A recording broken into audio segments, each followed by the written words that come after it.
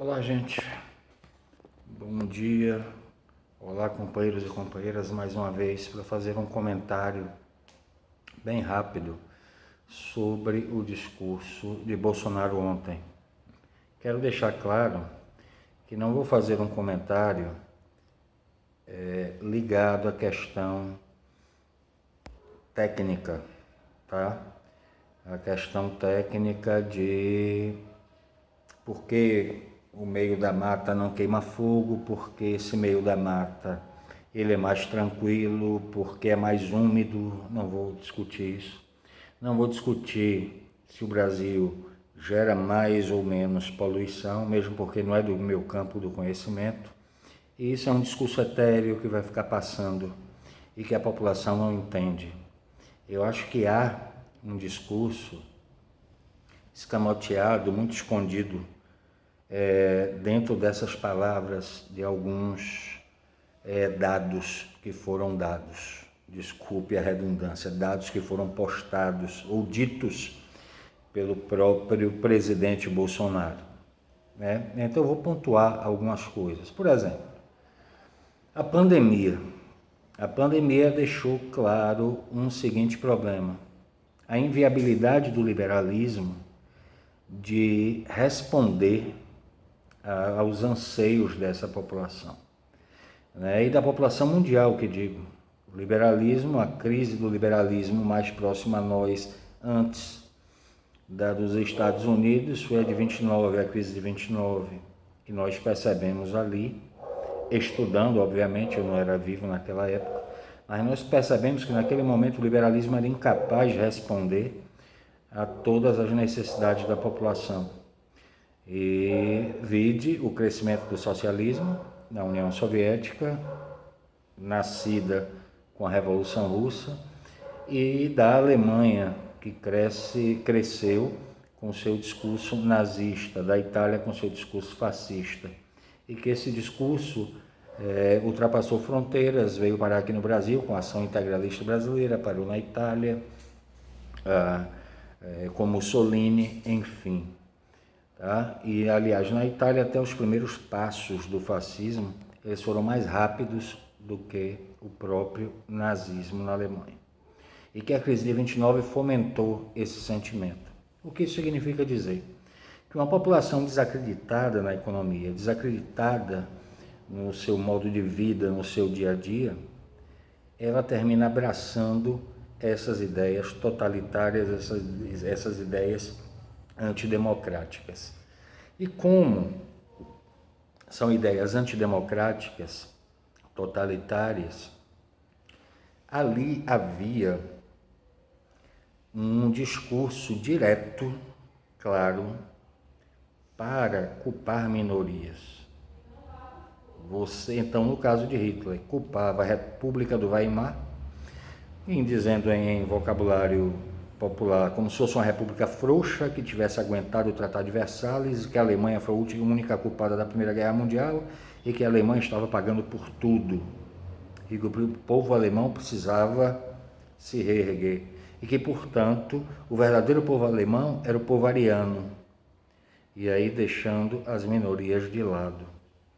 Esse discurso, um discurso muito forte, que a gente pensa que foi aquele discurso lá da década de 30 até o final da Segunda Guerra Mundial. E, na verdade, esse discurso retomou a sua força.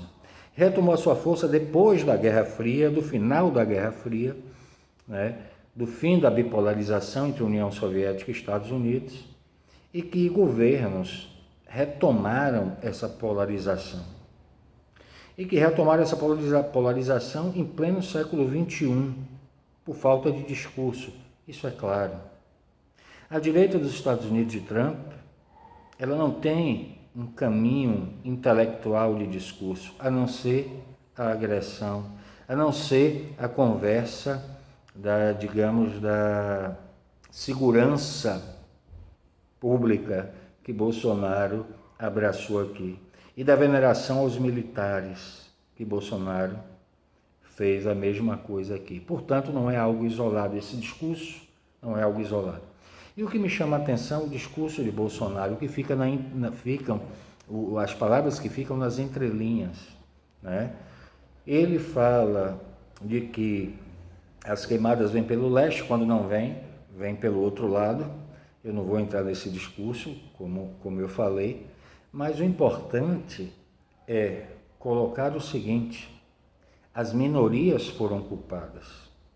Então, se vem pelo leste, pelo oeste, pelo norte, pelo sul, quem toca fogo, é isso que fica ali claro. Quem toca fogo, quem é culpado pelas queimadas? A minoria, as minorias, caboclos e indígenas. Ora, quantos negros foram culpados nesse país? Eram os negros insolentes, os negros que ajudaram a trazer para aqui festas, batuques, capoeira, tudo que era condenado. Esses mesmos negros incapazes de absorver a cultura branca, tudo isso veio para o Brasil. Esses negros que tinham que ir para as favelas, para construir os morros no Rio de Janeiro e aqui na Bahia. É só a gente verificar. Você tem uma mansão de 1 milhão e na sua frente você tem uma favela. Chegou ao país inteiro. Então esse discurso, essa conversa de desigualdade social e perseguição às minorias é, portanto, um discurso fascista. Certo? Assim como a Alemanha perseguiu os judeus e perseguiu outras minorias, agora, em pleno século XXI, o Brasil persegue minorias e senta no colo de Trump. Não o Brasil, porque os brasileiros têm vergonha e aprenderam o que é ter a necessidade e ter essa sua necessidade atendida de 3 refeições por dia. Os brasileiros perceberam que é um governo que lhes concedeu liberdade de falar, que lhes concedeu liberdade de trabalhar, que lhes concedeu a liberdade de exercerem sua cidadania. Mas o que vem incrustado na nossa sociedade, historicamente racista, historicamente repressiva e intolerante, vamos ver hoje os problemas ligados à religião, onde você vê pastores chamando as pessoas que discordam dele de esquerdopatas, de idiotas, de imbecis. Esse é o pastor cristão. Que cristianismo estranho esse, viu? Muito estranho, mas enfim. Prossigamos com o discurso de Bolsonaro. Fora a questão de sair pela tangente e dizer que a culpa é das minorias, e isso nos leva a perceber, volto a dizer a vocês que é o que me preocupa, uma sociedade extremamente cabisbaixa. Negros, pobres, nordestinos de cabeça chata, como o Bolsonaro falou. Eles são minorias. A eles não cabe um pedacinho do Brasil. Demarcação de terras indígenas envolve questão econômica, então esse governo está na mão, claramente, do grande agronegócio. Como na Alemanha, os judeus estiveram nas mãos dos nazistas que conseguiram pegar os seus bens. Então, a demarcação de terras indígenas não é do nada, é para atender ao grande agronegócio. E outras características desses discursos, não só esse de Bolsonaro, mas como outros, características extremamente fascistas. Um nacionalismo exacerbado, que é mentiroso. É o nacionalismo da boca para fora, porque nós lá ele, Bolsonaro, vendendo a Petrobras como quer, esculhambando a carteira do Banco do Brasil como quer, querendo privatizar tudo, querendo acabar com os direitos trabalhistas. Ele é nacionalista? Fica difícil. Desfilar ao lado da bandeira norte-americana, ele é nacionalista? Fica difícil. Fazer um discurso lá, que muitas pessoas já esqueceram, que ama aquela nação norte-americana, isso é nacionalismo, é difícil. É meio complicado, né? Uma coisa é diplomacia, outra coisa é sentar no colo de quem lhe oprime. Foi o que ele fez, entregou o país. Tá? Questão do totalitarismo. Há uma característica clara, quando não aceita qualquer pronunciamento contrário às suas decisões que venha da Justiça, do Supremo, por exemplo, que o Legislativo, quando se coloca contra ele, que tem um presidente que não merece confiança de quem quer que seja, a verdade é essa, Maia não merece confiança de quem quer que seja, mas quando a Câmara dos Deputados se coloca contra, o Congresso se coloca contra, o Senado mais conservador, com Alcolumbre, né? Mas quando eles se colocam contra, significa dizer que a governabilidade está em perigo. É um totalitarismo, saiba governar com as outras instâncias de poder, né? Como assim fez no próprio discurso, dizendo que os governadores e prefeitos inviabilizaram uma política de combate à Covid. Por favor, Bolsonaro desfilando sem máscara, abraçando todo mundo, dizendo que isso era nada, enquanto, né, milhares de brasileiros morriam. Mas, enfim, um outro ponto é que esse racismo é extremamente forte, que o nazismo não surgiu do nada.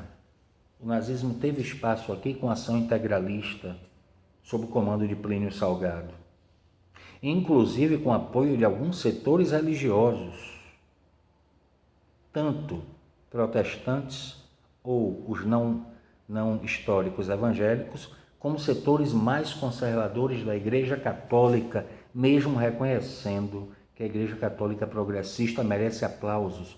Pastoral da Terra, Pastoral Carcerária, Pastoral da Infância e aqueles que lutam lá no campo ou nesses locais por uma sociedade mais justa.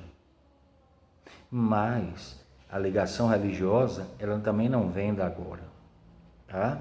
Então, esse discurso, por exemplo, nazifascista, de valores da família, esse discurso foi também divulgado por instituições religiosas.